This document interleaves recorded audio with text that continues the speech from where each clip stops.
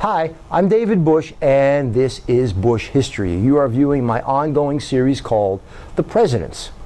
I'm taking a look at the events of each of the presidential administrations. These are not biographies, these are events specifically within their term of office. You can find more information at www.buschhistory.net, in which you can find an entire American history course. Anyway, let's take a look at George W. George W., 43rd President, 2001 to 2009. Number 43 as Vice President was Richard Cheney. Most people referred to him as Dick Cheney.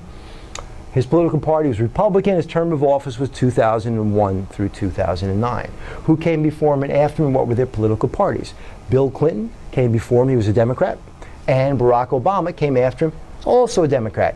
Any unusual circumstances? A lot about his rise to the presidency. The 2000 election was hotly contested between Al Gore and George W. Bush. Al Gore, some people thought it would be the continuation of the Clinton economy. However, a lot of people also thought the scandals that had tainted the Clinton administration would also taint a Gore administration. W was the son of George H. Bush, and he was kind of an unknown quantity. The largest debate during the 2000 election was what to do with the budget surplus. Al Gore thought that budget surplus should be used to pay down the debt and to secure Social Security. George W. Bush thought that the budget surplus should be returned to the American people in the form of checks, money given back, a tax cut, if you like, but a tax cut in which money already paid would be returned. Well, it all came down to election night in 2000 in the state of Florida. At first, the broadcasters called the election for Al Gore, announcing that Florida's electoral votes had gone to Al Gore. Al Gore was the new president of the United States. Maybe an hour later, they changed their mind because they kept counting in Florida and they found, well, now it's going back to George W. Bush. And by the time the dust settled on election night and the next morning, it was unclear who had won the election. George Bush was ahead, but there were a lot of irregularities in the counting of the ballots and absentee ballots, and in certain ballots that had been disqualified because they were considered uncountable. So a whole series of legal challenges were launched by the Gore campaign, and then they were launched back from the Bush campaign, and then the Gore and the Bush, and it all had to do with counting the ballots in Florida, because it all came down to who would get Florida's electoral votes. Well, ultimately, after back and forth court decisions, it ends up in the Supreme Court. And the Supreme Court, on a split 5-4 decision, told the state of Florida to stop counting the votes. And whatever the count was, is what it would be. And the count became in favor of George W. Bush, and George W. Bush got Florida's electoral votes, and ultimately the presidency. And the interesting thing about it is, the machine recount showed that Bush had won the Florida vote by a margin of 537 votes. Absolutely incredible. Out of the 6 million votes, although he received 543,895 fewer votes than Al Gore nationwide, so he had more than 500,000 fewer votes than Al Gore, he still won the presidency because of the anomalies that can occur within the Electoral College. So to say that George Bush took the office of the presidency with a mandate would certainly not be true. He actually took the office with a cloud because of the disputed election. Any catchphrases or terms? Not really. Not really. He spoke funny. He made people laugh. His command of the English language wasn't always as good as it could be. Didn't speak as well as he could have. Anyway, he served 2 terms, and they were certainly rocky terms. Let's take a look. Cornerstones: economic growth. The economy thrived during a good part of his administration. Towards the end, we have a recession that continued into the Obama administration, and of course, the September 11th attacks and fallout. Racial issues: contrary to conventional Republican stereotyping, Bush actually increased in popularity amongst African American voters while he was president. Science: in terms of stem cell research, he was against using new groups of stem cells, so he limited stem cell research to, colonies of cells that already had been harvested. He announced a new space program, ending the space shuttle and dedicating us to going to the moon and then to Mars later on. He dismissed his own administration's research into climate change, so that angered a lot of people who believed climate change was certainly very real. He supported drilling in the Alaskan Wildlife Refuge, and a lot of people were against that as well.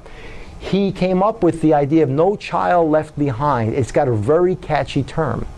And the idea was that there would be testing of children at certain gate levels throughout elementary school, middle school, and high school. And if they didn't achieve a certain parameter, they would have to be remediated.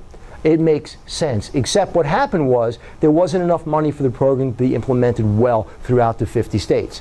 Each state handled it differently, and the testing and the textbooks and those different kinds of things that were required were a huge drain on state budgets. And the people who really made a lot of money were the textbook companies and the testing companies.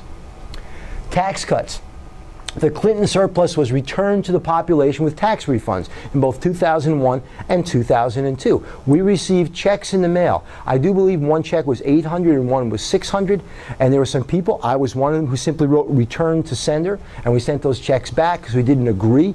Most people took the money, and you can't fault them for doing that. It's money back. And of course, we didn't always agree with how the government spent the money, so it was nice to get that money back. But what became very controversial about those tax cuts, especially the second one, it was after the September 11th attack.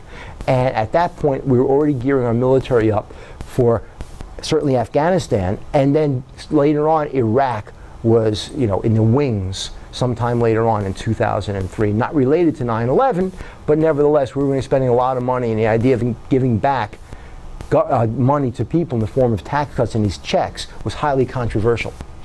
Spending increased by 70%. The surplus turned to a deficit. It's unusual for a Republican president to spend as much as George W. Bush spent.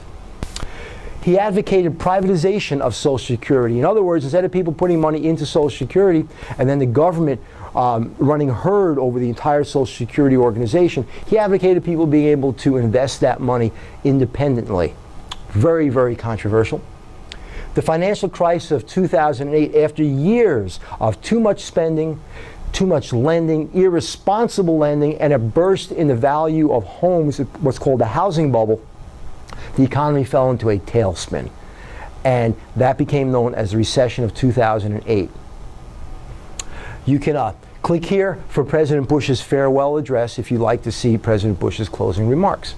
His foreign policy. September 11th, September 11th, September 11th. That was what his entire foreign policy was hinged upon, and why wouldn't it be? The cornerstone, September 11th issues, 2 wars, Afghanistan and Iraq, and terrorism. Certainly, September 11th attacks killed 2,996 people. $10 billion in property damage and infrastructure damage as well, because remember, there were 4 planes. There were the 2 into the Twin Towers, there was the one at the Pentagon, and there was the one in Pennsylvania that was aimed right at the White House. So, fortunately, that one didn't make it. And there was some dispute whether it was the Capitol or the White House. It didn't matter. It would have been traumatic if it had hit either one of those. Shortly after the September 11th attacks, through the Department of Homeland Security, it was a huge revamping of security and internal tactics to keep us safe after the September 11th attack. The Patriot Act was passed in October of 2001, and that was a huge, almost draconian list of laws into how the CIA and the FBI and law enforcement in the United States could investigate people for fear of terrorism in the future. It's almost like the Red Scare of the 1950s. The Afghan War began in October of 2001, and as of 2015, it's still going on. Hopefully, it'll be over by the time you're watching this, but I wouldn't hold my breath. Islamophobia. There became a fear and a fallout as a result of the September 11th attacks, where people started to have this incredible bias against Muslims in the United States. Very, very ugly. The Iraq War, March 2003 to 2011. Many people say we went into Iraq because of September 11th. Completely unrelated. We went into Iraq because the administration was telling the American people that Saddam Hussein had weapons of mass destruction. Highly, highly controversial at the time because there were conflicting reports about this. There were some reports that showed, yes, they had this yellow cake uranium and these tubes that could be used to build reactors and ultimately nuclear weapons. And there was also more evidence that those things didn't exist. An ambassador by the name of Joe Wilson was asked to actually go to Niger in Africa to see if that uranium had actually been bought by the Iraqis, and he concluded it wasn't bought by the Iraqis and the transaction hadn't occurred, thereby the Iraqis were not building weapons of mass destruction. Well, the UN Security Council is debating what to do with Saddam Hussein in Iraq. Colin Powell gets up there and says they're building weapons of mass destruction because the administration had put it together like that. The war begins. There are no weapons of mass destruction found. Joe Wilson writes a column, and in that column he says, I never found that. I never found uranium being sold to the Iraqis in Niger. Well, the White House responded by going after Joe Wilson's wife, who was a CIA agent. Her name was Valerie Plame, and they gave her up. They outed her. They said that Joe Wilson's wife was Valerie Plame, and she was a low-level CIA agent. She's actually a high-level CIA agent. Very, very, very bad to out a CIA agent, especially for revenge. But that's actually what happened. So getting involved in Iraq was controversial. The fallout was controversial. The fact that there were no weapons of mass destruction was controversial. And it's something for future historians to decide. Right now, in 2015, as I shoot this video, Iraq is a mess. Iraq is a mess. It's falling apart internally. Its infrastructure is shot. So things have not gone as well as anyone would have liked in Iraq. You can hear President Bush discuss 9/11. This is a very poignant interview with President Bush after he leaves the White House discussing the events of September 11th. Definitely worth taking a look at. So the Bush administration had it tough. Had it very tough. He inherits a surplus, an economy that wasn't in recession at the beginning, but it had cooled off a little bit as a result of everything that happened during the 1990s. Then he starts out on a plus note. He's going to give back excess money to the American people. Then 9/11 occurs and the world changed. We get involved in Afghanistan, going after Osama bin Laden as a result of 9/11. Then, seemingly not satisfied, we go after Saddam Hussein in Iraq. We get Saddam Hussein, he is arrested, he is convicted, and he is hanged, and Iraq is a mess. Afghanistan is a nation of villages with poor communication and very little functioning infrastructure. And here we are trying to sort this stuff out in 2015. I think it'll be interesting to see what happens in the future, and it's up to future historians to judge the time period better than I can or anyone else that's around right now. Anyway, enough of my diatribe. For now, I'm David Busch. This is George Bush, no relation, please. I've heard those jokes a lot. And this is Bush History. I hope to see you again. The video on President Obama will not be done until after his administration is over and there's been some time to reflect.